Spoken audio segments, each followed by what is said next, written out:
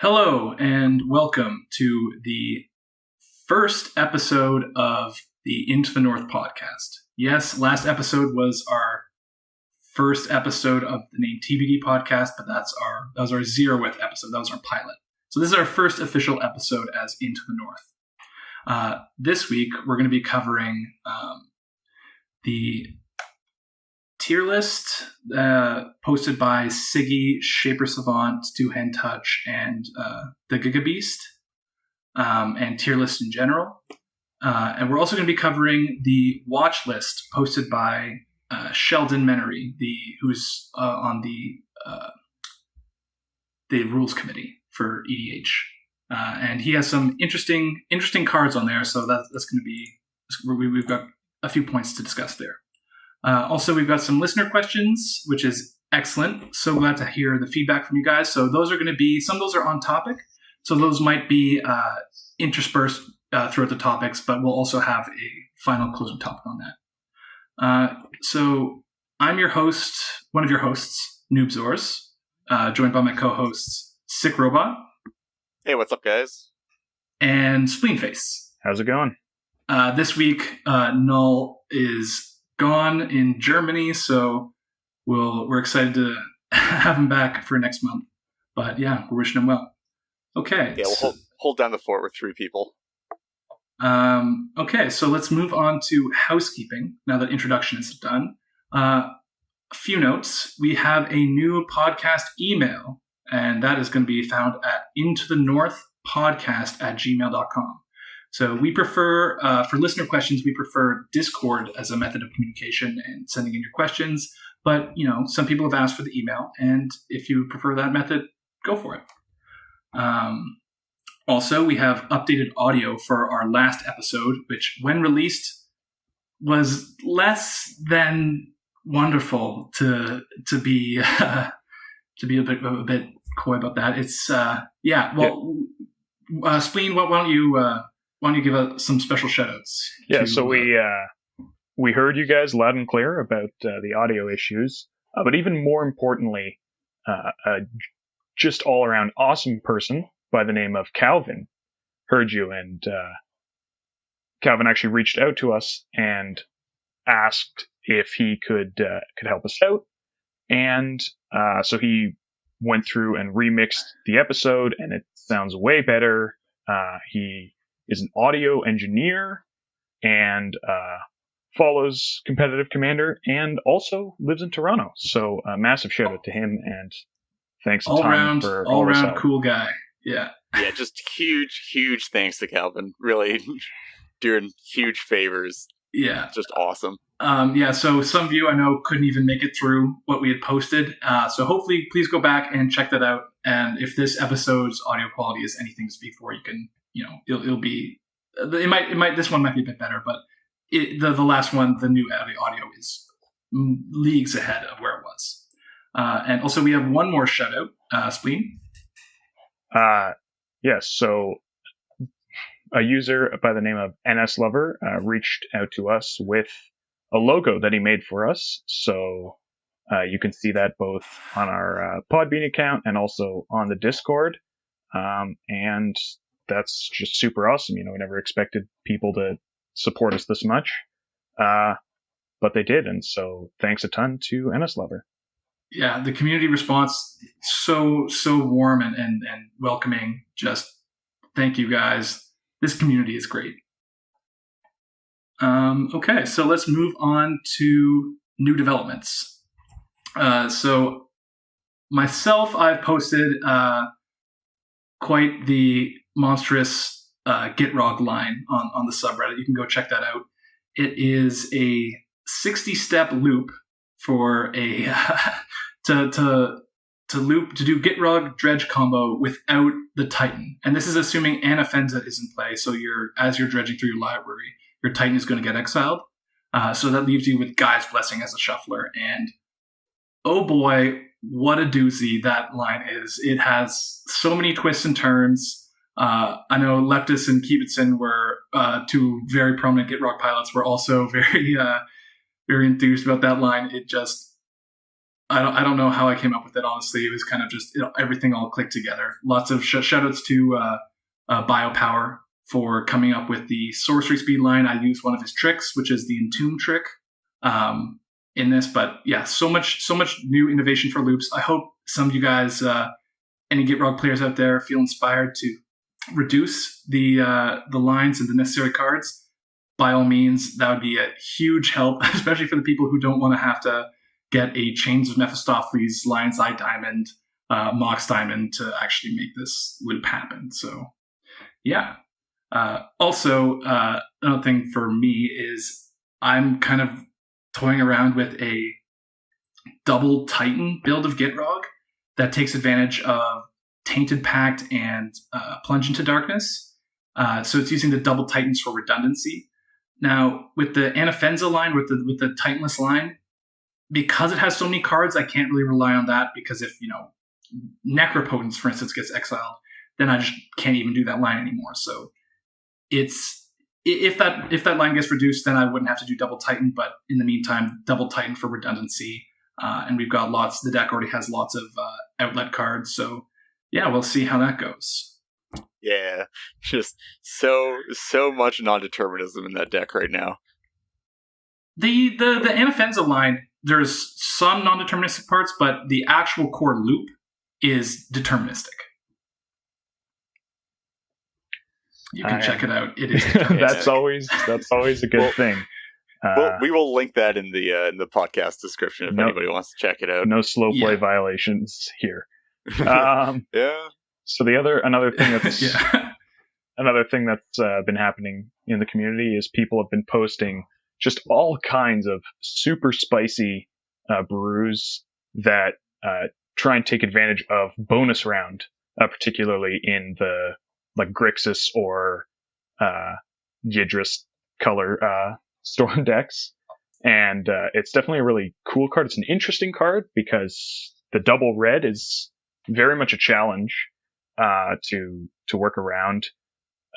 But the fact that it doubles every spell you cast for the rest of the turn just means you can go off with some crazy stuff. Like if you can even, you cast your Demonic Tutor, you get Dark Ritual and Yawgmoth's Will, and then you get to double Dark Ritual, Yawgmoth's Will, bonus round again, double tutor, triple tutor.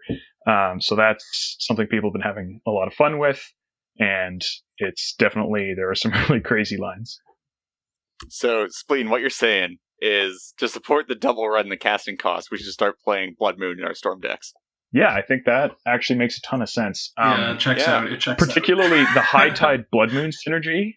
Off the charts. Fantastic. You can't forget that one. No, see, we have this thing called Magical Hack, where you can hack High Tide on the stack to make all of your mountains produce an additional blue. Crazy. There you go. We Momir Vig now, boys.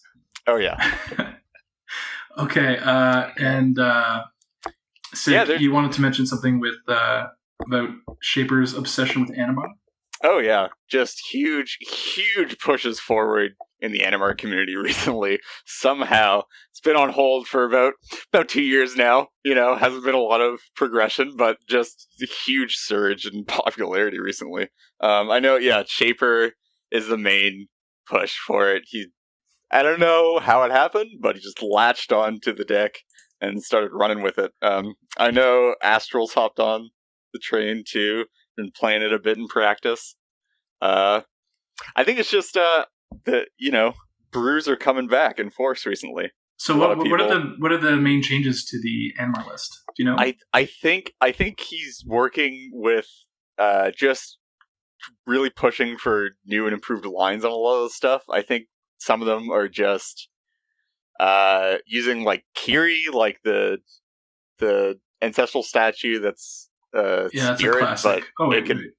It can sound something else too. Oh, okay. Yeah, like it costs a blue, but you can do weird, cool stuff with it apparently. And then he's also like doing stuff like Weird Harvest, which makes sense, just jam with like Spell Seeker or. Oh yeah, just like jam packing the deck full of tutors and live cards. So I mean, I'm always down for people revisiting old decks, old strategies that haven't been touched in a while. Just touching them up, seeing what they can do with it. So yeah, pair of fresh eyes often helps. We'll see how it goes. I know Astral's been holding a pretty good win rate with the deck on practice, but that might just be Astral as a player. So we'll see. We'll see. Okay, so I think that covers it for new developments. Let's move on to topic number 1, which is the tier list. Oh boy! This is a controversial topic. What a monster of a topic! Yeah, I don't think we're going to be able to do this topic justice. This could be, a multi-pod episode just on this, but we don't want to go too in depth. I mean, we've already had some pre-discussion, and it was a bit contentious. Yeah, so we're going to try to tame it back, but we might let that out a bit for audience. For audience enjoyment, of course. Okay. For the sake of entertainment. Yeah. Yeah. So, Spleen, why don't you give us a brief introduction about this tier list? Okay. So this tier list, as was mentioned before, was assembled by the Gigabeast, Shaper, Two Hand Touch, and Siggy from the Lad Maniacs. They've gone with a slightly different division than maybe it was before. I think before it used to have tiers and like numbered tiers, and some of them had half tier intervals, but they've divided it into maximum power, competitive, high power, mid power, and casual. But what's sort of interesting is the approach that they took, which maybe is a little bit different than before, is that they were trying to capture expectations when you sit down at a table and you see this commander, and it's more of a resource for matching power levels against each other than a resource for trying to figure out what the best deck to build is or what to brew with. The stated purpose was that you should be able to look at the commanders without understanding the decks, and from this pod composition, using this tier list, get an estimate of what level that people are playing at. Yeah. Also, just to clarify, do either of you know that these guys recently gained control of this list, right? This wasn't originally their list. Well, Gigabeast is the original creator of it, and he's been maintaining it. I think a lot of people from the community have sort of reached out and helped reshape it to a more accurate level and at a better list. So then Shaper, 2, and Siggy are recent curators of the list. They're consultants. Consultants. List. Okay. So let's start with a broad question. Are tier lists useful for CDH or otherwise? Do you guys have thoughts on this? Go for it, Spleen. Oh. Okay. Well, just in case anyone doubted we were Canadian. Yeah.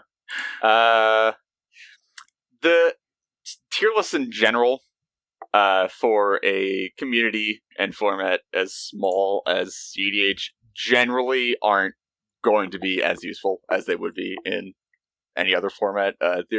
Generally, you want to base a tier list off of a significant amount of play data, say paper tournaments, online results.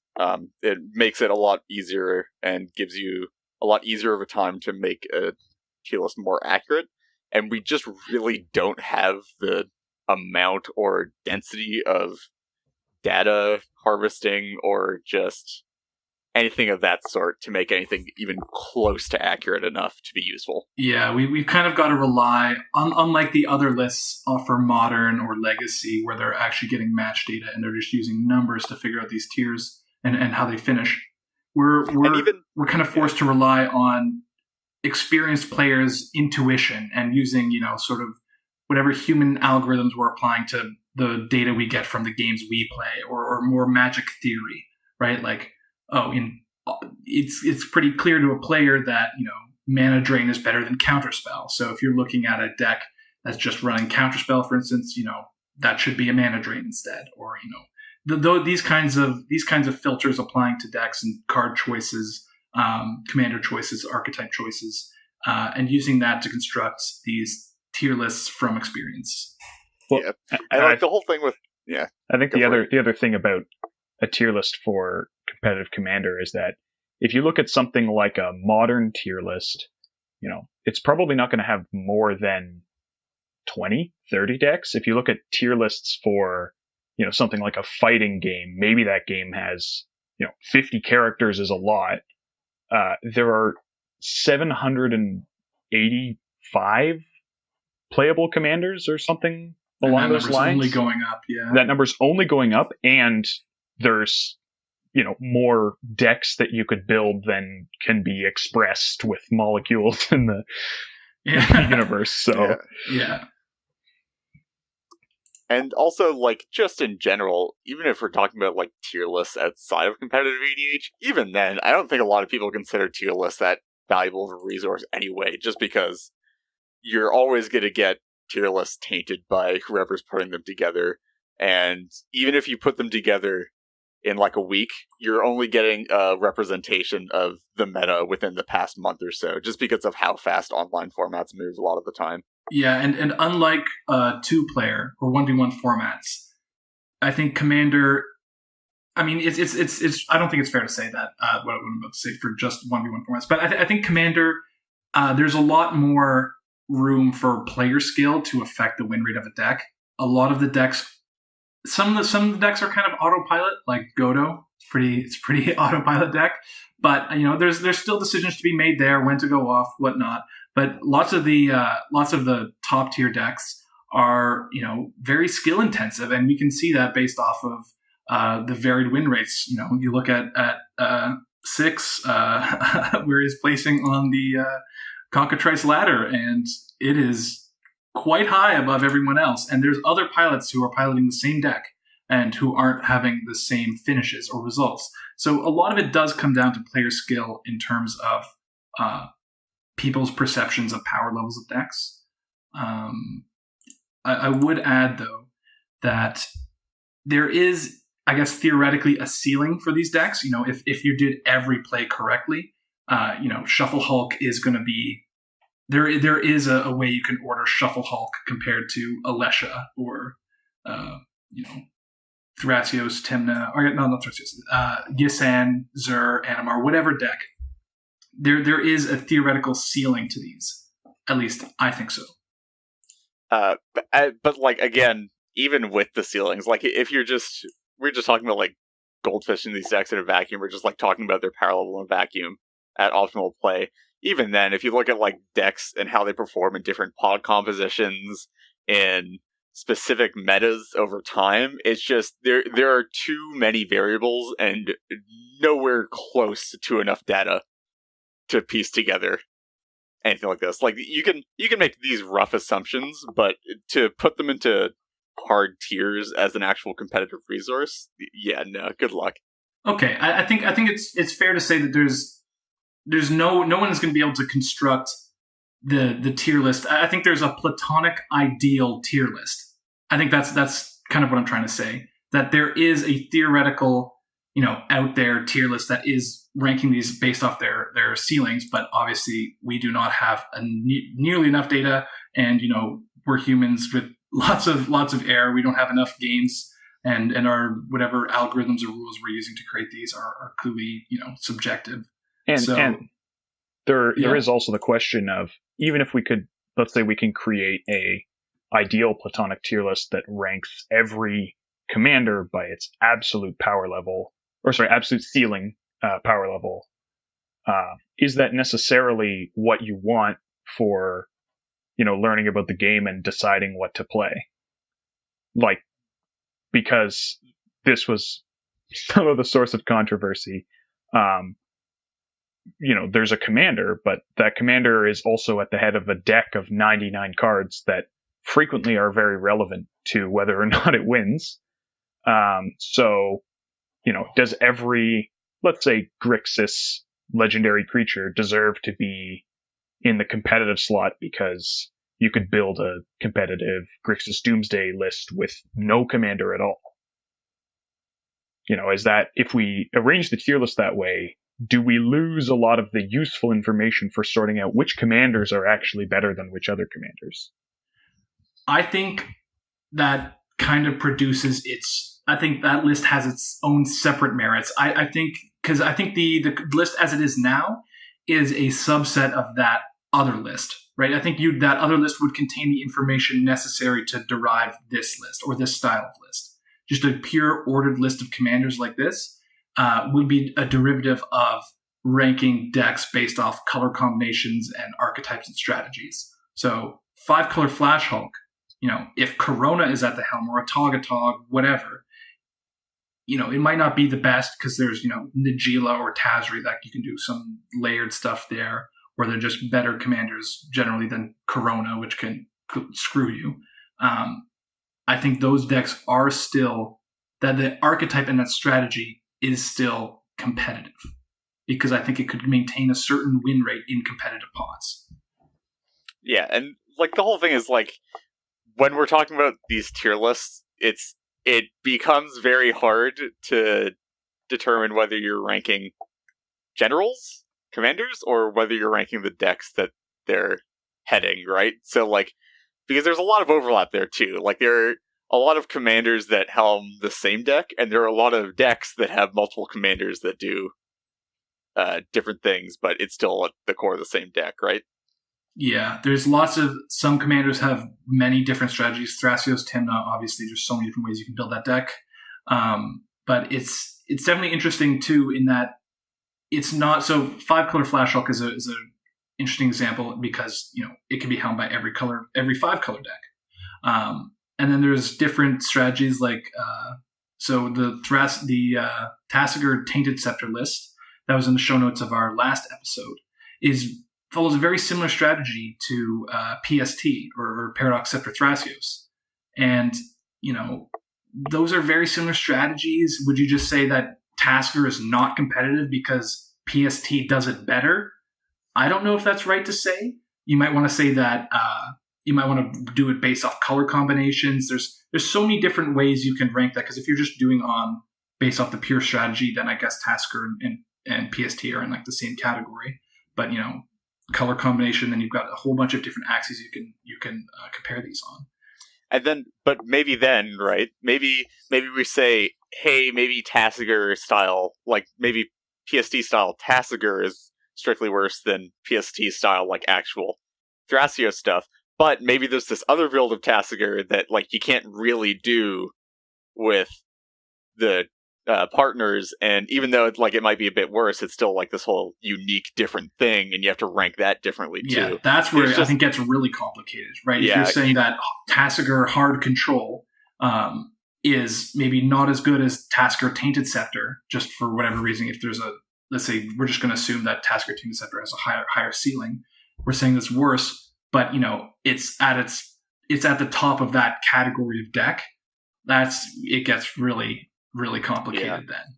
So I think what we do here is instead of having tier lists, we have tier nth dimensional matrices.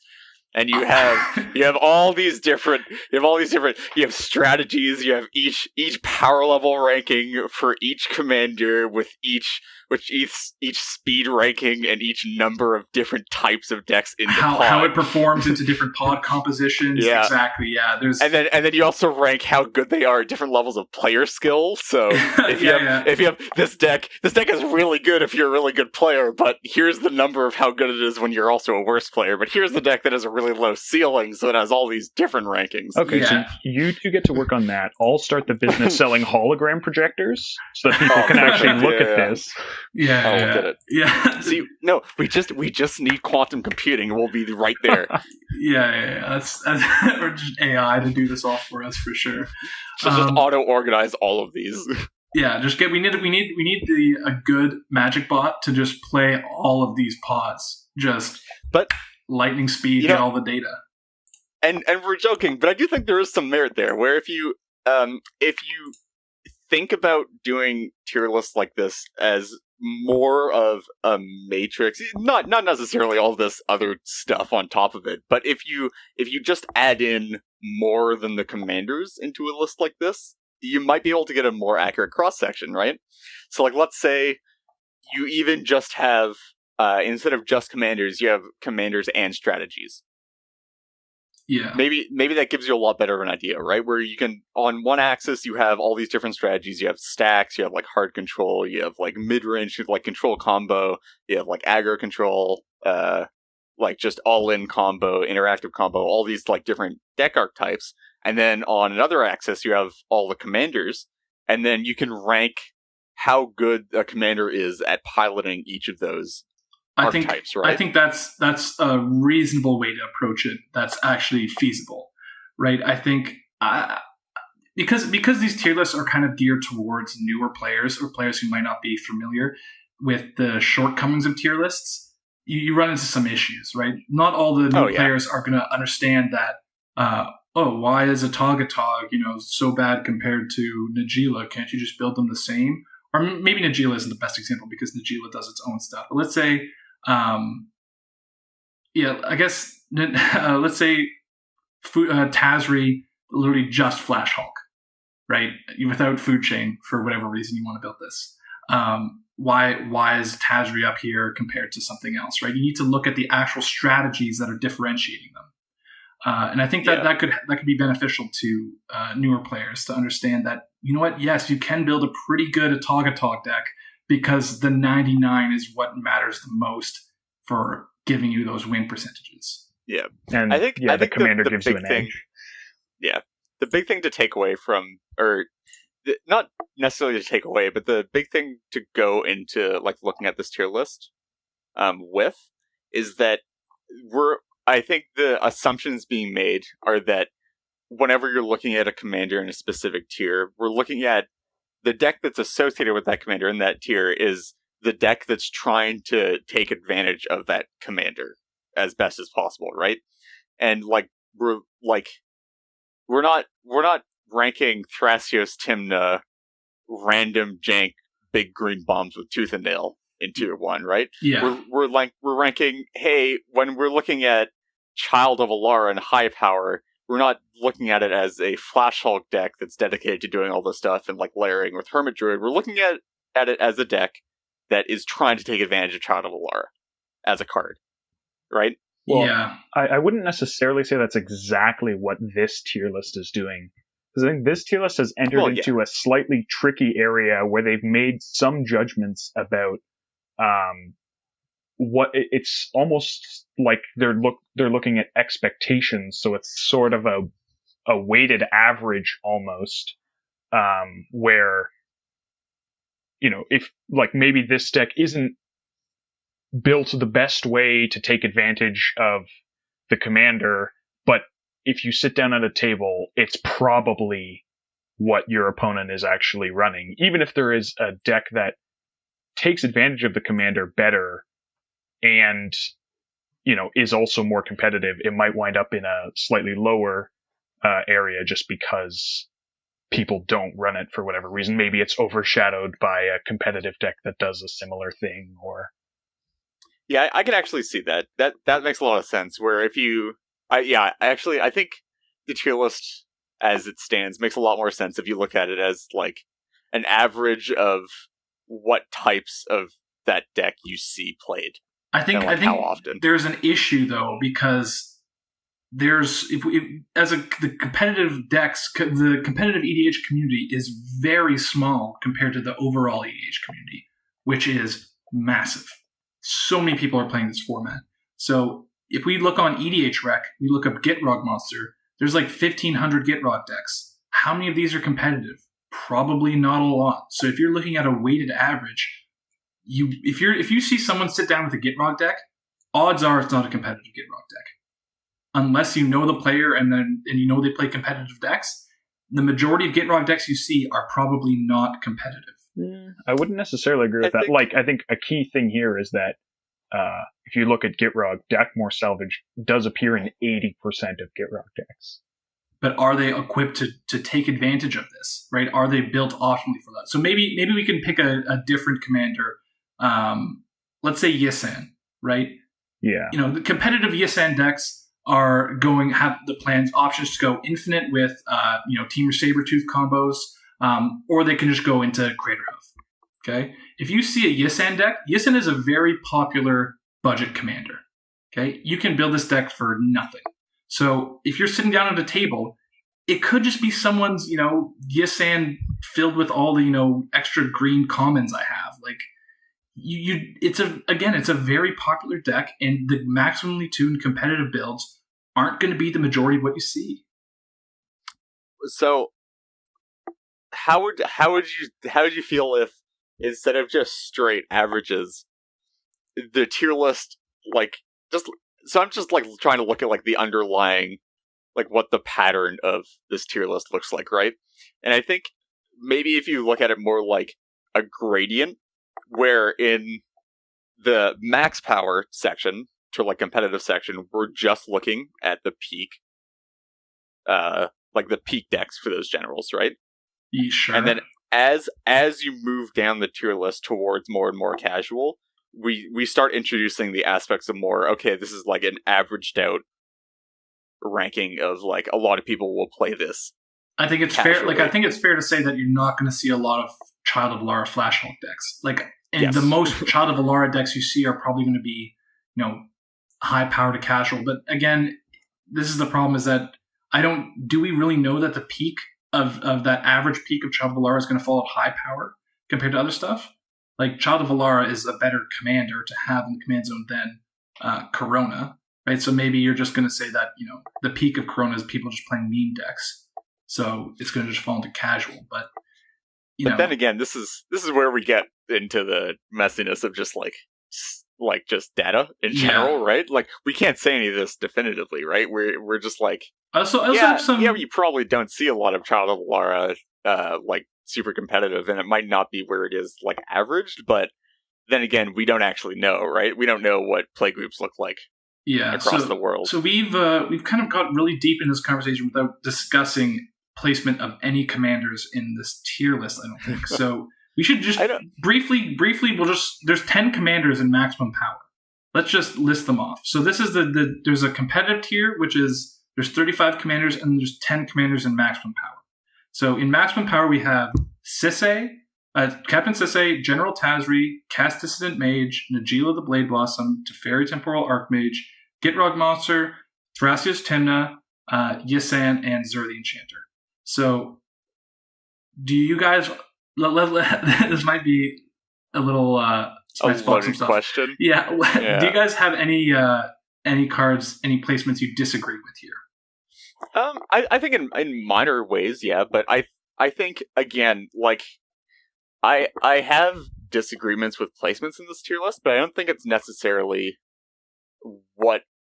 this tier list isn't for me, right? I'm not the target audience for who should be looking at this. I think actually the best example of what I was trying to, it just came to me thinking about this right now. The best example of, a deck that you would see and not expect it to necessarily be competitive is probably Sisay, because Sisay is a great Planeswalker commander, tutoring up legendary Planeswalkers. And I have seen my fair share of, I guess it could be anywhere from mid to high power Sisay decks that are just, Sisay tutoring bomb, legendary bomb cards. And I think Sisay, probably more than any of these, is one where you're not going to expect to see. If you see a Sisay deck, it's really hard to just say, yeah, it's going to be competitive.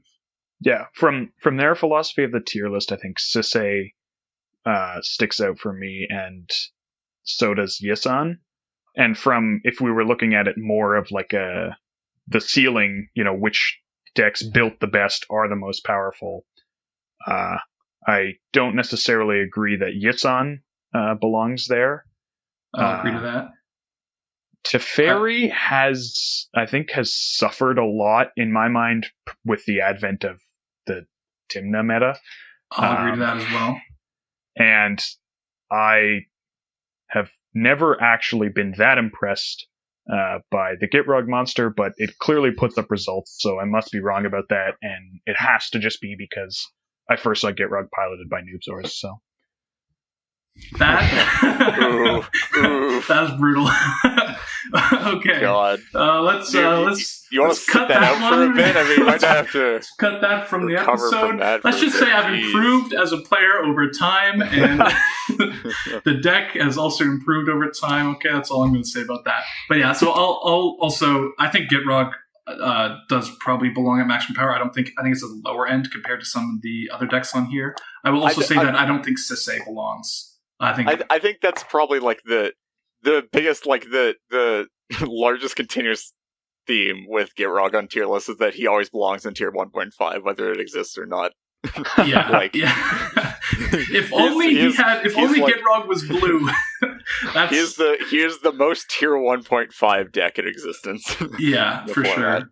So I'm not sure whether they necessarily need to be changed around like that. I think the point is that it's not necessarily a resource for us, and I think that like when you look at this list, it's a hybrid of a few different ideas, but it's rough because you can't cut any of those ideas out of the tier list because they all need to be represented. I think maybe it's trying to meld together a bit too much. But like honest. it's hard to separate out the concepts of the tier list because as soon as you drop out some of them, there's going to be a whole section of the community that goes into uproar about it. Yeah. Also, like, major snub Godo in high power. Guys, Dropa in high power. The whole thing is like they're trying to, and I get how rough it is because they're trying to. You're trying to represent that there are decks with really, really high power ceilings on here. Yeah. But you're also trying to represent that there are decks that are like pub stompy and they don't necessarily have high power levels at their maximum, but if you see them at a casual table, they're probably going to do really well. And there are decks that can do really well in competitive, but aren't usually played at a competitive level. And it's just, there's a lot of things. I personally think they did a good enough job. I'll agree to that. They did a better job than most other tier lists have before. Obviously, it's not perfect, but what can you expect? I think the nice thing about having a tier list that's being monitored by people really entrenched in the CDH format is that there's always going to be it's the problem everywhere, right? Is that there's always going to be a source for it. There's always going to be a black market tier list out there. Yeah. Right? There are always going to be tier lists available to new players, whether we want there to be or not. So we need to start the war on tier lists, man. We might as well be the people. We might as well be the people to supply the tier list, even if it goes against what we want about the format, and even if we don't think that they're necessarily accurate. I would like us to be in control of the highest landing tier list out there, just so we can give a more accurate representation. Dude, this is some. You mean Kalia and Rafiq aren't tier 1, the best deck ever? Guys, I have this Balthor the Stout list. Oh my god! But I went to FNM and no one can beat that guy's Kalia list. What do you mean it's not tier 1? I've been sat down at many GP pods where everyone's like, "Oh, we're playing competitive." Okay, someone pulls out their Kalia deck. I'm like, "Okay," and I put away my Gitrog deck. Like, yeah, it's good to have this kind of list to help mitigate against those or check against those kinds of situations. I will want to make so there's a couple questions that some listeners have asked that I think kind of tie into this topic a bit, or there's some things we can bring up. So Westbrew says, are there any decks that can compete against tier 1 or 2 CDH decks, but can also hold their own at grind your 75% tables? So I just wanted to comment that, so we've got Tana is listed at competitive. So that's tier 1 is maximum power, tier 2 is competitive. So Tana is listed at competitive, and, Blood Pod is obviously meant to attack competitive decks for very specific, competitive metas. But if you take that deck to a high power table, it is going to get its teeth kicked in because it takes advantage of very specific late game cards that are really good late game for competitive tables, like Tendershoe Dryad, right? Dude, I mean, Tendershoe Dryad is also pretty good in high power, but it's not the kind of strategy that is going to hold its own as well at these lower tiers. So there are decks, again, Blood Pod, I think Anafenza is a good example of a deck that, is trying to prey on, the high tier competitive decks, Razaketh Reanimator, Gitrog Monster, until I figured out that loop, and and Flash Hulk decks, right? But it is just you're gonna play against a high power ULash deck, and it is gonna hurt. It is gonna hurt so bad. So those decks we typically categorize as parasitic, and I would think that you'd actually want to have a separate kind of parallel tier list for parasitic decks. But that's just my sort of opinion. It's how the anti-meta works in like any card game format, right? Where it's all these decks where they're built to be really good against a specific set of decks. Yeah. Or a specific set of strategies. And once you take them out of that area, that meta, they become a lot worse. And I think it's actually, like that can be an option for the people that want to have a scalable deck. If you want to build like a specifically anti-meta deck that happens to be less proactive and more reactive, it can actually scale down fairly well. I think it could scale down. So I think it scales down perhaps a bit too much. I think like optimized high-power decks are going to beat a lot of these parasitic decks. Well, hang on a second. I think you mean reactive decks as opposed to parasitic decks. Because parasitic decks are typically decks that benefit a lot from is a parasitic deck that's not necessarily reactive. Well, no, I'd say it's reactive, but I don't think Timna is a parasitic deck. It's preying on unexpected thing as opposed to relying on another deck to sort of solve the problems that it has. That's fair. Okay. Yeah, okay. It's the difference between an anti-meta deck and a parasitic deck, where parasitic is sort of a term that's very limited to the EDH format in general, just because of the composition of 4-player pods. Where when we talk about anti-meta decks, like a lot of stacks decks or reactive decks tend to be anti-meta.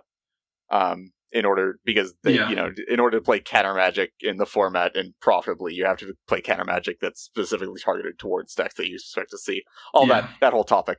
But there's a whole thing where parasitic generally tends to refer to the decks that depend on pod composition and other people to do work for them in order to get to a game state, and typically in the later game where they can take advantage of the game. Yeah. Whereas when we're talking about anti-meta decks like Blood Pod or reactive decks, reactive also including some stacks, even though it's technically proactive, but because their game plans are reactive to the other decks of the table. Stuff like Blood Pod, stuff like Baral, stuff like that, where they are specifically targeting. They're not necessarily wanting other people to do work for them, although it's nice sometimes. They're more targeting other decks of the table that they know are going to be on specific strategies. Yeah, I think, and to answer Westbrew's question, there's almost most of the decks in maximum power are going to do fairly well at high power. I think there's only a few exceptions, which we mentioned, that aren't going to carry over as well. But most decks, if they're high tier, they're going to carry over well. Although there's some strategies that carry over better than others, because for instance, if you're on a cast deck that's running lots of pyroclasms, that's definitely more tuned for the competitive meta than it is for high power meta. So you might want to be on a more all-in storm version of cast. That's probably going to perform better at high power. Gitrog is relatively unchanged, but yeah, lots of decks that have minor tweaks. If they're tweaked for the competitive meta, you kind of untweak it and just put in more generally high power, generically good cards. Then it's going to carry on well to high power and do really well. Yeah, just if you're trying to make a scaling deck, I don't necessarily agree with the concept of a scaling deck. But if you are trying to make a scaling deck, just try to stay away from the proactively winning decks. Anything that's trying to win before the rest of the table generally isn't going to scale down well. Just try to go for something that's tries to play with the rest of the table, tries to interact a bit. Yeah. Okay, and then NS Lover also has a few questions that I think are pretty relevant or can be sort of tied into what we were just discussing. So NS Lover asks, What's your perspective on which commanders, color combinations, and strategies are on the edge of breaking into CDH? And then what could be printed to push them over the edge? So I think this kind of ties in a bit to what we were talking about with 5-color decks. Even with a crappy commander, have a certain floor pretty much, right? You can just build it as a 5-color Flash Hulk deck, and then it's going to be probably competitively viable. So there's certain color combinations that it's their commanders that push them over the top. So for instance, Bant and Abzan, it's Derevi and it's I think Carador or Anafenza. Like, I guess Carador is not being cast so much when you're playing like a Boomweaver Giant deck, but that's not really. I don't think Carador decks are really considered, or Boomweaver Giant are really considered competitive anymore. They used to be, but like Anafenza trying to prey on graveyard based decks, it's the commander that really pushes it over top, not necessarily what's intrinsic to the colors itself. So I think that you just get a better combo. So with Derevi, there's talk about a Nexus of Fate Hermit Druid combo. So I think if you print some card that better enables like Hermit Druid combos or Flash Hulk combos in just pure Bant, then maybe that could push it over the top. Yeah, to become competitive. For Derevi, honestly, the whole thing with Bant forever, right? For always and ever, has always been that Bant can't win the game. Yeah. It's super hard for Bant to win the game. Derevi's a great commander. Derevi makes a lot of mana and can do a lot of stupid things with a lot of cards. But Derevi just has a really hard time, like, actually winning the game. So yeah, definitely, if we ever see a time when, say, there's a 1-card combo on a creature for a Derevi that's ever printed, I could see her. If Sheldon decides to unban Time Vault, Derevi's probably going to be very competitive. I mean, if we have Time Vault in the format, there might be larger problems than Derevi, but she definitely does get better. Yeah. And then I think, so obviously if you're printing something specific for Derevi, but if you're talking about just the base colors of Bant, I think you need probably a better Flash Hulk card, right? You need a better Flash Hulk pile. You either need that, or you need a commander that can win the game on its own, or a commander that's really good at winning the game with a lot of other cards. But then I wouldn't say that. But that's just it's the commander that's kind of carrying those colors, right? It's not the colors themselves that are intrinsically increased in power level. If we're talking about colors in general, I don't think at this point in time there have been so many cards printed.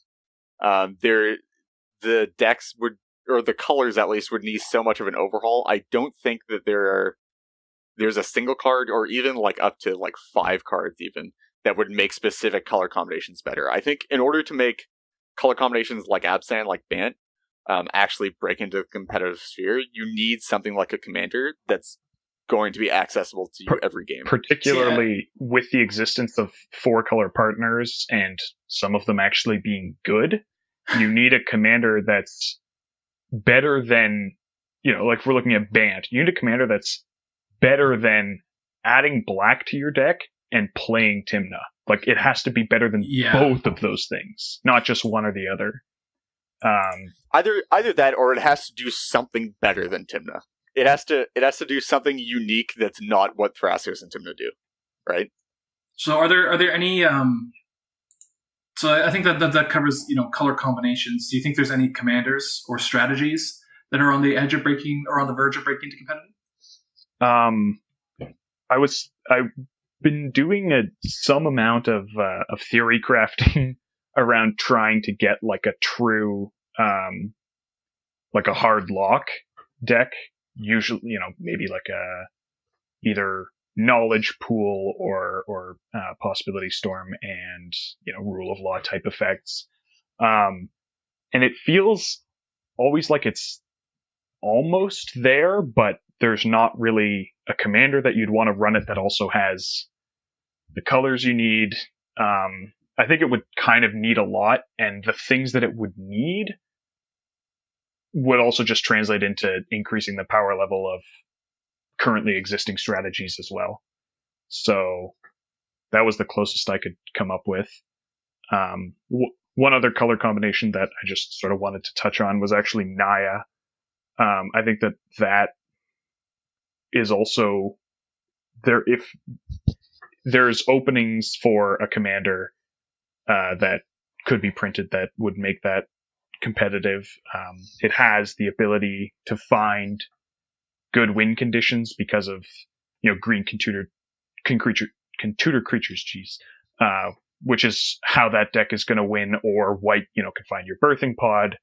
But none of the commanders are better than adding black to your deck and playing Timna.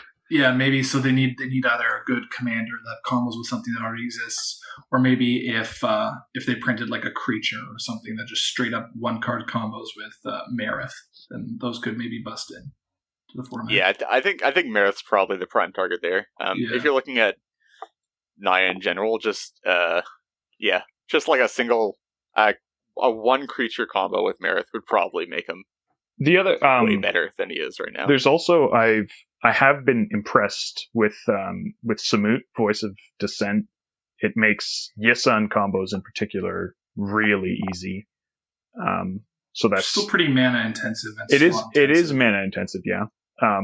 But there is a floor to how bad multicolored Yisan can be, though, especially with white and red. Yeah, well, green-white Yisan is a verse 3 win, right? Yes. You go Wirewood Symbiote into Priest of Titania into Mirror Entity, and then boom, all the verses, infinite power tokens. You can also, with stuff like with white and red, even though it's a bit mana intensive, you can do stuff like go Wirewood Symbiote, untap, get the 2 mana untap, get Village Bellringer, untap. Oh yeah, work your way get up to Kiki. Get Feldar Guardian, untap by bouncing the Village Bellringer, and then get Kiki, just win. Yeah. Like there are single verse taps which like work.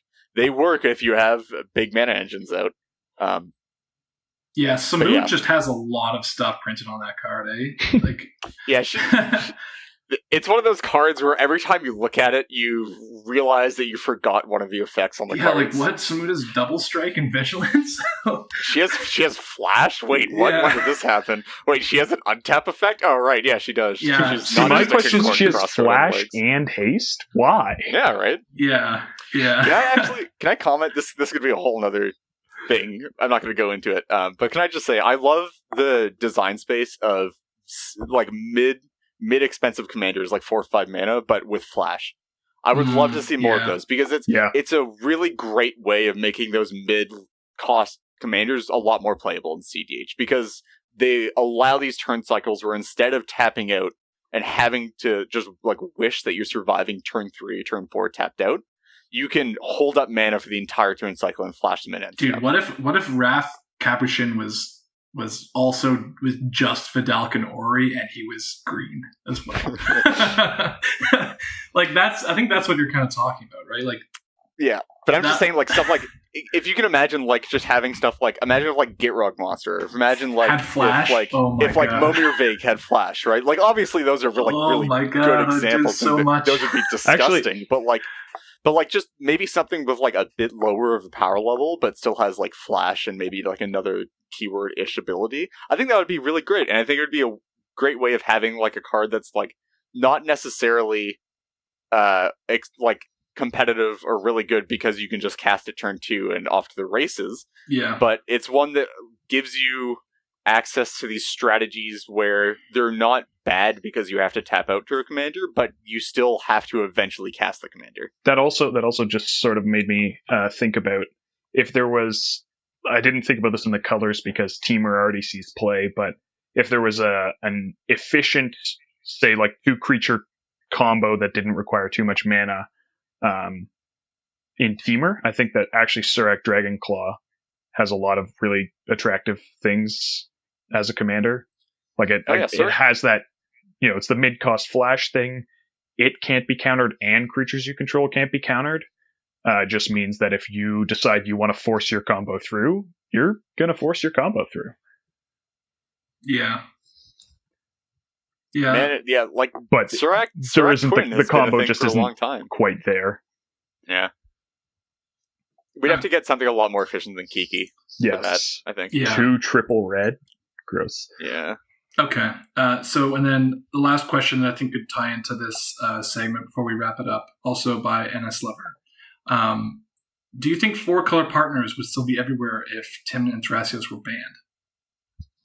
And I think yes, because certain color combinations have a floor, as we've already discussed.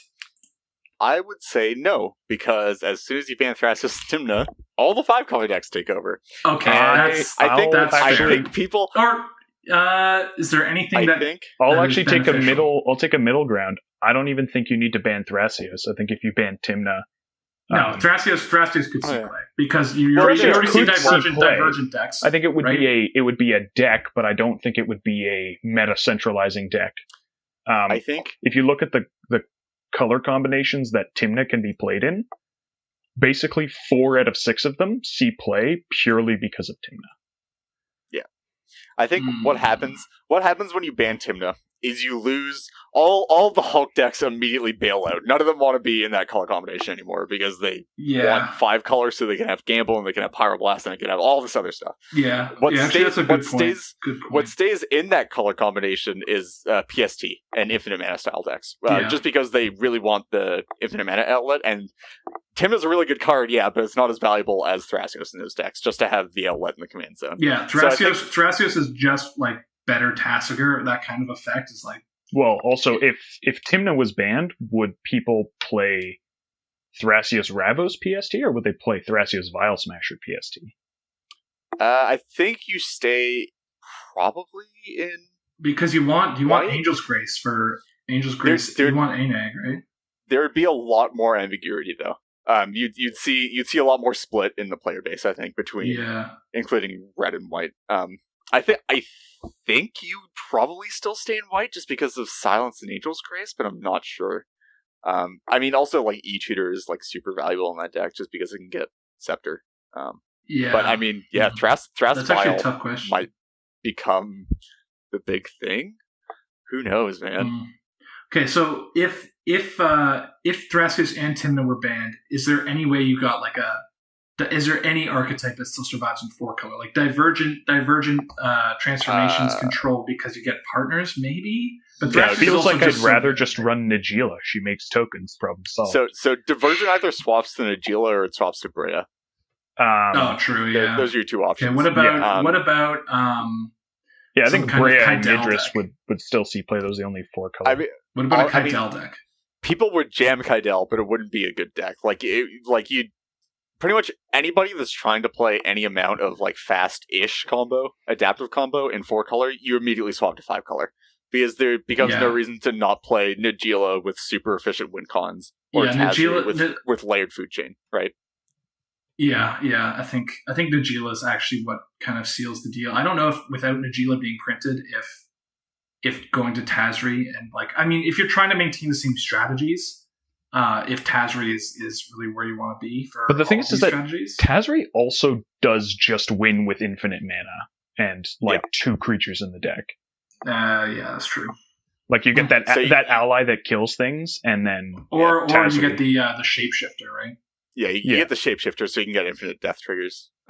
You just get you get Tazri with Bomberman stuff. Obviously, here's the thing: if you ban Thrasios and Timna, PST stops existing because PST has to go to Tasigur, and obviously the people who are playing PST right now don't want to play Tasigur because otherwise they'd still be playing Tasigur. I mean, Tasigur PST is fine. It's a fine deck. It's Tasigur. No, it's good, but the thing is we don't see much Tasigur PST right now. PST, I don't think PST goes up to 5-color and then you use. I don't think you'd do the Tazri thing. I don't know. I don't think you would. Because you're just doing food chain stuff better, right? If you're doing. That's what I'm saying is that if as soon as you ban both the good command or both the good partners anyway, PST's PST Thrasios and that whatever PS whatever stops existing really in anything higher than 3-color just because there are no good outlets at all. Because the whole thing with PST is that you can go off with infinite colorless. Yeah. No, that makes sense. That makes sense. Your other some of the strategies would downshift and most of them would upshift to 5-color. Yeah, because if there was no 5-color, we'd see a bunch of other partner combinations. But it just becomes there's so much cost to staying in bad partners that you're never going to cast compared to swapping to Najila to have really efficient win cons plus whatever else you want to swap in. Which I think I think this actually illustrates sort of a huge design problem with the 4-color partners, which is that, like, at least from a CDH perspective, which is that people actually wound up using them because the cards themselves were really good, as opposed to because they needed access to colors. I think that printing those cards such that they're actually better than most of the 5-color generals was a mistake. Oh yeah, I've always held this opinion that, like, you should have to pay something tangible to get more colors in your deck. Yeah. You should, by the time you get up to 5-color, you should not have a card in the command zone. It should just be a 5-color enabler. When you're at 4-color, you should have maybe one thing that sort of matters sometimes. You should have, like, a Timna and not an outlet, or an outlet and not a Timna. Yeah. Or, like, definitely Yidris, I think, is very fair. Or yeah, Freya. definitely not a colored mana outlet, right? Like, you should need all your colors to combo with them. Like, it should be your commander as a standalone should get more powerful as you downshift, right? Yeah. Okay. Let's wrap this topic up. Let's move on from there. And we'll briefly cover our topic 2. I don't think it should take too long, which is the watch list for commander cards posted by Sheldon Menery of the Rules Committee. Well, not really a watch list, but we all know it's a watch list. Yeah, it's cards that he's like, you probably shouldn't play with these, and some of them he's a bit pretty straightforward. I think with Paradox Engine at least, he's like, we're talking about it a lot. Yeah, so I'll just briefly run through all the cards that he mentions. He mentions Armageddon, Back to Basics, Grand Arbiter Augustin IV, Mindslaver, Palinchron, Paradox Engine, Seedborn Muse, Soren Markov, Stasis, Static Orb, Thieves Auction, Winter Orb, Wound Reflection, and Derevi. Now, first of all, some of you might be thinking, one of these things kind of stands out above the rest. Why on earth is Wound Reflection on this list? I'll be honest, question. I don't know. Well, I think sort of tying in with generally how the ban list is run and the mindset behind that, I think it makes sense in that it is a card that can slot into a lot of black decks in casual, and it's not necessarily fun to play with. But he didn't mention like any of the ones in red, right? Like, was it Furnace of Wrath or things like that? Dictate of the Twin Gods. Yeah. Like, I don't know. This one sticks out. I can kind of see where he's coming from with the other ones, but that Wind Reflection sticks out as something that I don't even understand why this would be a problem, given his set of rules. I'm pretty sure Wound Reflection is the only permanent asymmetrical double life. Gisela? Is Gisela one? Yeah, she doubles damage dealt to your opponents and creatures they control, and halves damage dealt to you and creatures you control. She is a creature, though. She is a creature, that is true. But she's in the command zone as well. That is also true. So I'd also just like to point out that I'm pretty sure Sheldon wrote this list after getting stomped by a Derevi Stacks deck. Because I would not be surprised. Right? He's like, Derevi's the only commander he mentioned, and then we've got Winter Orb, Static Orb, Stasis, like all this stuff. It's like, okay, Then again, Derevi as, like, when you build Derevi that way and bring it to your casual table, that's not really a fun deck to play against. Derevi is, if you bring Stasis and this stuff to a casual table, it is, why are you doing this? I get where you're coming from on a lot of these, right?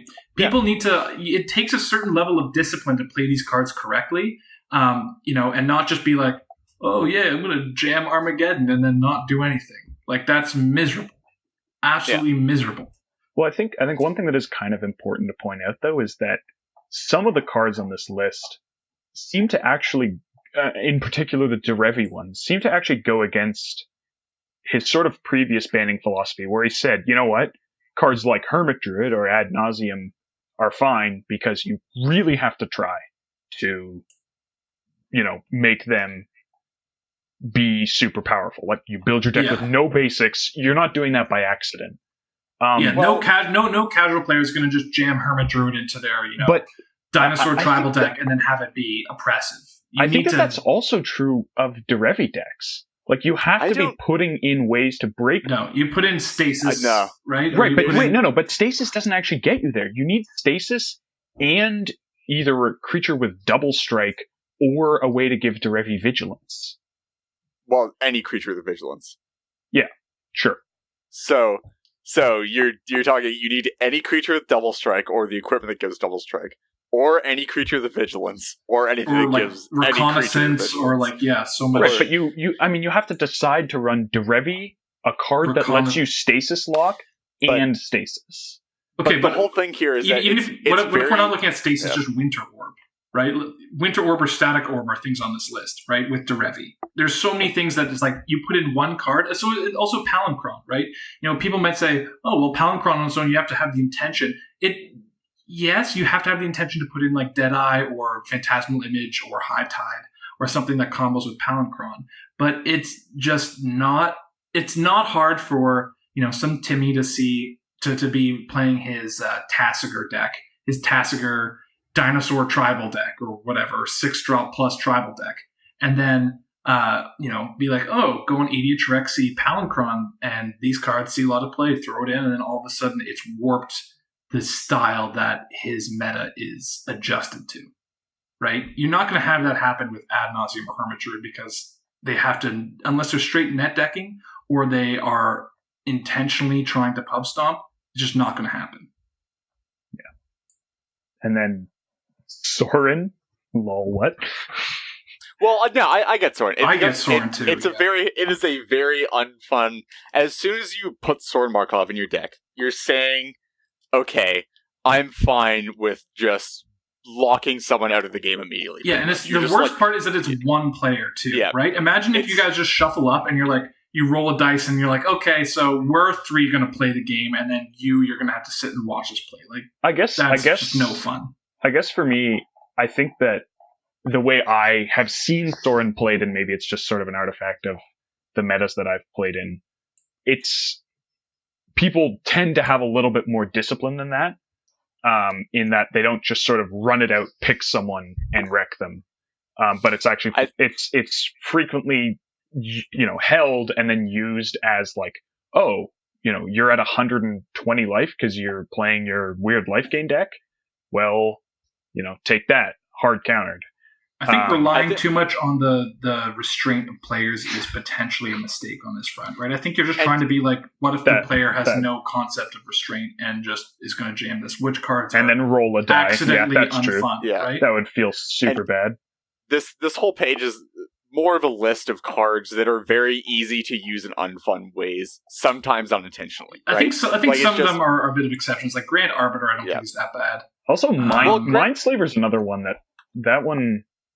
Well, it's more Mindslaver. As he says in here, it's one of those things that just becomes very unfun when you start abusing it without going infinite with it, which is like what you see a lot of people do, right? It's like, oh, I can like recur this artifact. Well, let me put in this like all these ruins to get it back and like all these rebuy cards. Suddenly you're in a position where you're just getting non-infinitely Mindslavered, which is really unfun because then like half the people at the table get turns and half of them don't. I've had a theory of casual / like mid power that I've shared with Spleen as well, which has to do with minimizing the number of actions per turn that you have. So if you're playing Tatiova and you're running every 2-drop ramp spell and 3-drop ramp spell and the good 4-drop ramp spells, you are going to be having long turns where you're picking up your deck, shuffling, putting the cards in, drawing, playing more ramp spells, and your turns are going to take forever and you're not really accomplishing much, right? Same with like a non-deterministic Azami turns deck. Like that is no one's in particular, just no one in particular. Yeah, we play with a guy who has that deck. But yeah, shout out to Keegan. Yeah, so I think minimizing the number of actions per turn, or you should be conscious about it if you're trying to build for those more casual metas. In competitive, we're a bit more forgiving. because you're trying to win, and if that's the best strategy to win for that deck, so be it. And if you're just spinning your wheels doing nothing, great. It's giving all of us more time to do stuff, right? But I completely understand where he's coming from with a lot of these. I don't think Grand Arbiter is that bad. A tax effect reduces your stuff. Whatever. Casual games, people play ramp. Goes that one mana tax doesn't make a huge difference if you have to spend one more turn to play your splashy win the game spell. The one thing that feels awful with Grand Arbiter is if you can, you open Soul Ring and you get to play it before everyone plays their Rampant Growth. Yeah. That is the worst feeling in the world.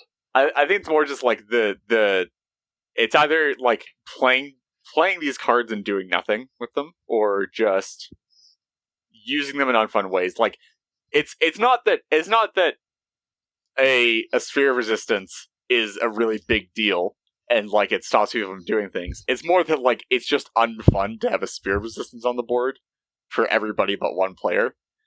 Where it's just like, oh, just all my things cost mana now. Okay, well that sort of sucks. It's the same mentality as like, oh, counter magic just sort of sucks because like I can do my things, but it's either going to get countered or like they just cost more, or like I don't get to do all the fun things that I want to do. Yeah. And then I think the one card that hasn't really fit into any of the categories we've talked about is Thieves Auction. And I would also probably add, Scramble versus slightly faster to resolve, but not a lot. Warp Worlds, those effects. People who just sort of jam them and go, oh, see what happens. It's random, so it's fun. Oh, pass the turn. That's not necessarily a good thing. There are ways to use them. For example, Null has a deck that uses Wart the Raid Mother, and frequently he'll copy the Great Aurora over and over again as a ritual.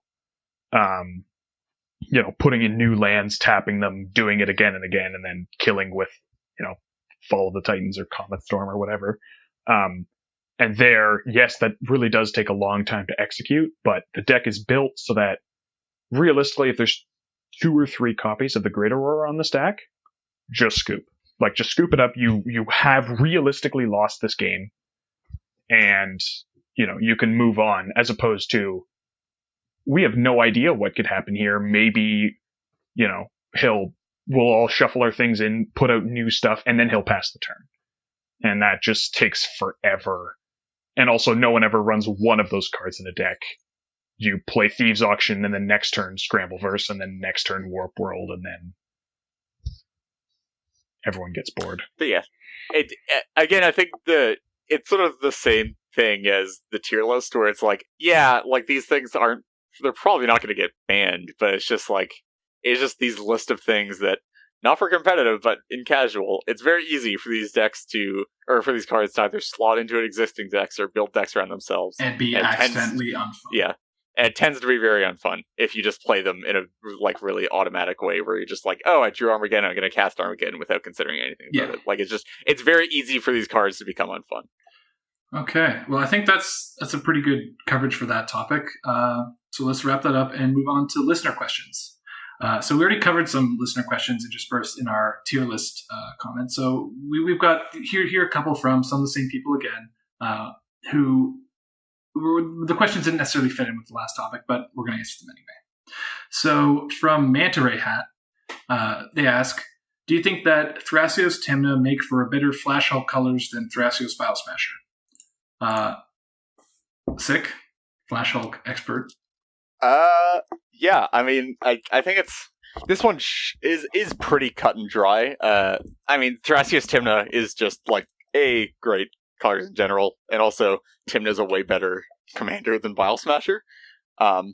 Just when you're in Hulk, you're probably on a lot of dorks anyway, so Timna just lets you convert all those to card advantage. But also, like, outside of Lightning Druid and Bile Smasher colors, she doesn't really give you options for a lot of Hulk stuff, and Timna just gives you so much more in the way of stuff for Hulk.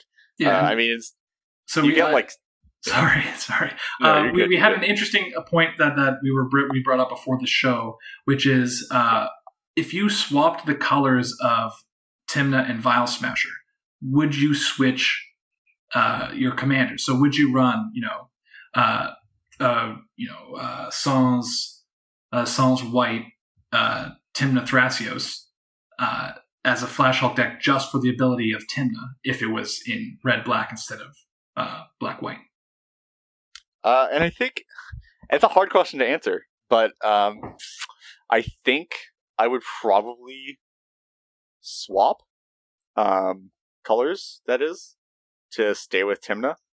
I mean, like, it's a really hard question to answer, because I think DNV would get a lot worse, or Definitely Not for All's styled Shuffle Hulk would get a lot worse, just because obviously you're missing Academy Rector, right? Yeah, you're missing Academy Rector, you're missing if Breakfast you're swapping combo, to red, right? or if you're staying in white, you're missing Timna in the Command Zone, which is a huge thing. It's big, but do you think just the core deck requiring white and all the benefits white provides, being Grand Abolisher, Academy Rector, the actual Breakfast combo, that's enough to make you want to switch, even if you're missing out on that powerful effect in the Command Zone?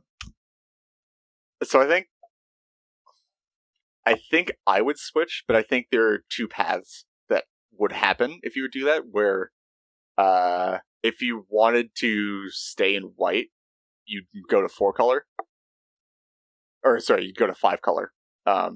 Because you don't have a commander that really offers you much anymore, because you're not really abusing Thrasios that much. And then if you want to stay with Timna, then you would go over to black-red, because that's still not that bad. You get access to Pyroblasts, you get access to Gamble, which is pretty nice. You get access to Sneak Attack. Sneak Attack's pretty great. Yeah. You definitely get stuff. It's not the worst, but the deck does suffer a bit.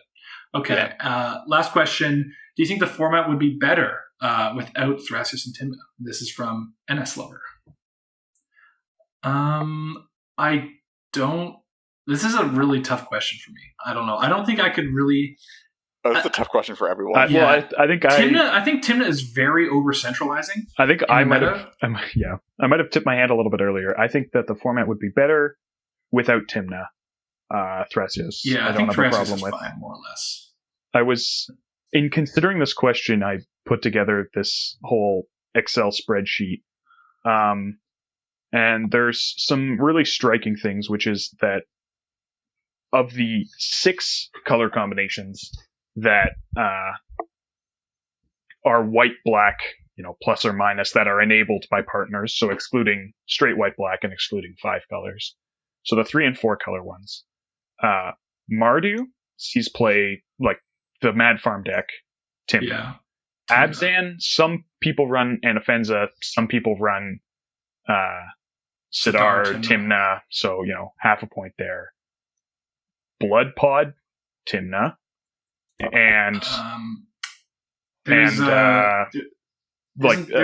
Timna also runs Timna. So 4 out of the 6 white-black plus color combinations. There's also it might be more than half a point for Abzan, because there's the Timna, is it Ikra Shadiki deck that Leptis, it's like, I think he called it Bad Farm. Oh, sure. But wait, wasn't that Ikra Shadiki Timna? Yeah, I know. I'm saying but it's not just Timna Sidar, right? But like I think if Timna was banned, you might still see the occasional fringe Abzan play. Brea would see play, and Zur would see play, but 3 out of the 6 color combinations that are unlocked by the existence of Timna would stop seeing play, and to me, that means the card is too powerful. But also, at that point, once you ban Timna, you then start losing all those color combinations, because people start or they'll play all these cards that really aren't that good to justify playing those color combinations. And I think it's sort of one of the storylines. You can play Mardu, Edgar Markov, Razakat. People have theorized that. I don't think it's great, but I mean, it's just these other fringe decks kind of percolate to the surface for these colors, right? They're not gone completely. But the whole thing is a lot of the time, and I think this is pretty, the storyline for partners has generally been decreased commander diversity, increased deck diversity, where If you remove partners from the format, you get a lot of 3-color decks now and 5-color decks, but the format begins to be dominated by very specific commanders. And you fail to get, I think anyway, you fail to get a lot of the same strategies that you would with Thrasios and Timna in the format. Frankly, I think Timna, I think we're first of all, we're all fine with Thrasios, right? I don't think Thrasios is really... in general, yeah. I mean, he gives you a lot of access to actual 4-color Storm. That's not Idris. None of us thinks the format would be better without Thrasios. Yeah. No. Yeah. I mean, he just lets you play stuff like PST or Adnaz decks, 4-color Adnaz decks, in a viable way. I think it's actually very healthy. Well, I was going to say, I think Timna, you don't actually get a whole bunch of deck diversity with Timna. I think a lot of these Timna decks are just super... You're able to cut back on a lot of the sacrifice you'd have to make deck building wise, just because you have Timna in the command zone. And then all of these different Mardu, Abzan, Timna shells, they're just all mid-range ad nauseam decks, right? Just with whatever best cards suited for their colors. But they're what shelled do they in turn the same into way. Otherwise, right? Well, they turn into different strategies. They turn into different strategies. Anafenza's a Razak, I guess Mardu... They stop existing is the thing. Mardu doesn't exist anymore. Well, okay, but... It's already iffy, but Mardu just stops existing. Because Mardu stacks, we all know, is not great. Is that what we mean by deck diversity? Would we rather that some people play stacks decks, some people play, other kinds of decks, but we have fewer color combinations, but more varied archetypes, let's say, versus, yes, we lose a lot of color combinations with Timna, but I don't know, am I too sad to see, that Mardu mid-range ad nauseum becomes less good, and so does Abzan mid-range ad nauseum, and so does Sans Green mid-range ad nauseum. You end up losing Blood Pod too, right? That's just a thing that doesn't exist anymore. You don't get to play Blood Pod because nobody's going to play Blood Pod with Ravos. Right. It's not going to happen. Right. But I don't...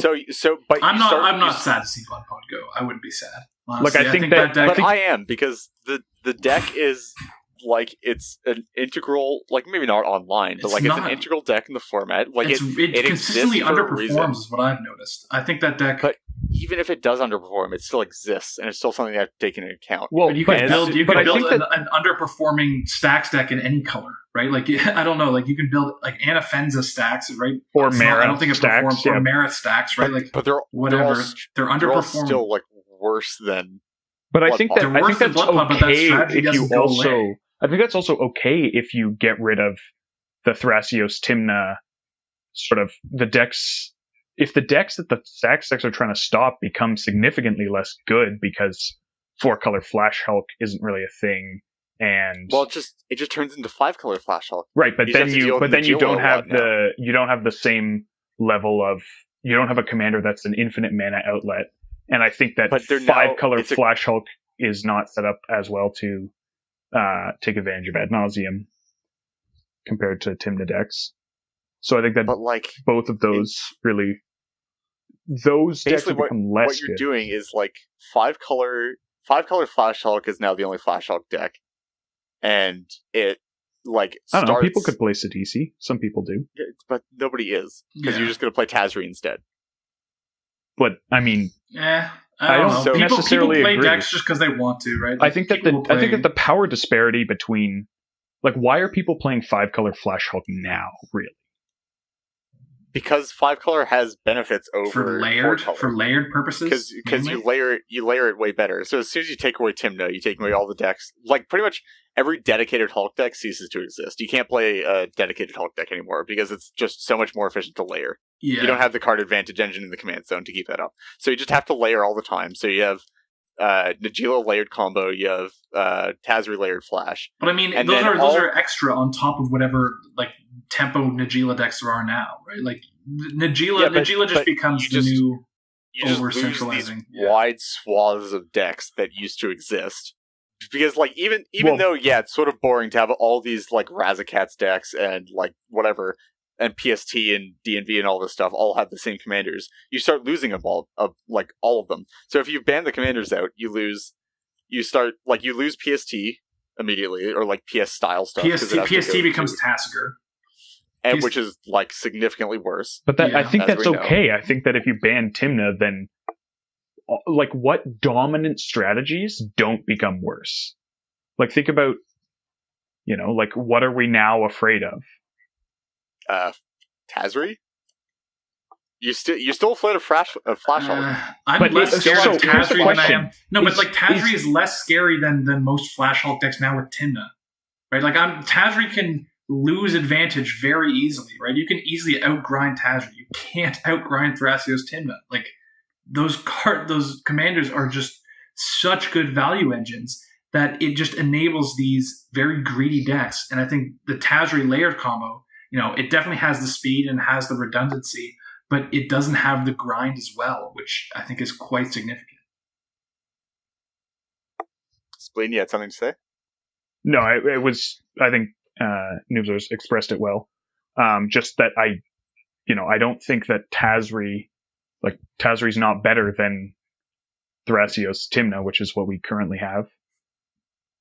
So yeah, Tazri would be good. It would be interesting to sort of map out power levels and how everything shook down, but I think that Tazri would be less dominant than Thrasios Timna is now. Yeah, I agree. I think the format would be probably healthier, but it's hard to say. It's hard to say for sure unless you just test it. There's a lot of unknowns there. Yeah, and people, Lightning Druid might be more popular as well. Lightning Druid doesn't exist anymore though, because you don't have Thrasios Vial. You have to play Cadell Vial. Wait, what? No, we're saying just ban Timna. Are we just banning Timna? Yeah, because the question was banning both. No, right? No, but we agreed that Thrasios is fine. And then we were just talking about Timna. Sure, but he's talking about banning both, right? Is the thing. Well, I don't necessarily. I would say I wouldn't support banning both of.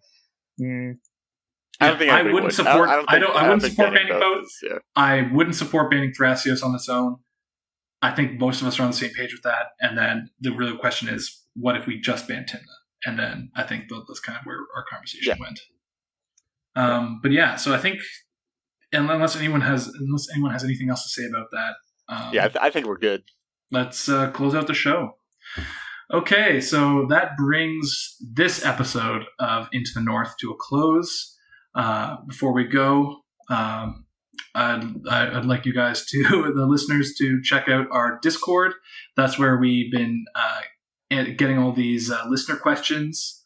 So that'll be linked in the show notes. We haven't had much general discussion yet, but if anyone wants to start something, wants to chat for a bit, you know what? I'm down. I'm sure the other my co-hosts would be as well. Yeah, if you have questions that aren't, maybe you don't think make sense to address in a podcast episode, but questions about us or our experience with CDH or something like that, definitely just add us. Yeah, you've got a hot take on any of the topics we covered. That's definitely the place to let it all out. If you wanna yell at me because you disagree with my opinions, go for it. Yeah. Always open to it. I mean, I want to yell at you because I disagree with your opinion. We'll save it for after the show. Okay, yeah, and I already mentioned our podcast email. That's intothenorthpodcast@gmail.com. That'll also be in the show description. If that's your preferred method of communication, go for it. Give us feedback, guys. Give us feedback on Reddit. Give us feedback on the Discord. Give us emails. We love to hear from you guys. It's actually great. The community support has been fantastic. You guys are excellent. So please talk to us. We love to hear from you. Community-wise, check out the CDH subreddit, the competitive EDH Discord, Play EDH, many of the deck Discords. I mainly hang around on the Gitrog Discord, Zerd Discord, and you can find me around on the competitive EDH Discord sometimes and Play EDH as well. What about you guys? Where are you guys mainly hanging out? Yeah, check me out on the Discord, Sick Robot on there. Feel free to message me whenever you want. I'm Syncrobot on the Reddit. I usually end up posting the podcast anyway, so just let me know in there, post on there, send me a PM, do whatever. Yeah, I'm Spleenface on Reddit and on Discord. I can be found, I hang out in the competitive EDH Discord. If you want to get me the fastest, I would say the Graveyard, which is the Muldrotha, Carador, and other graveyard-centric value deck Discord, or Grixis Mean Girls for Cass, Jaleva, and Anala. And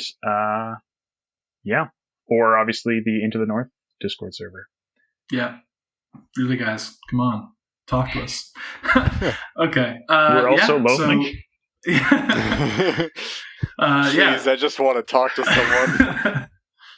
Yeah, so that's it. That's it for this episode. See you guys in a month. Yeah, See ya. Great. Bye.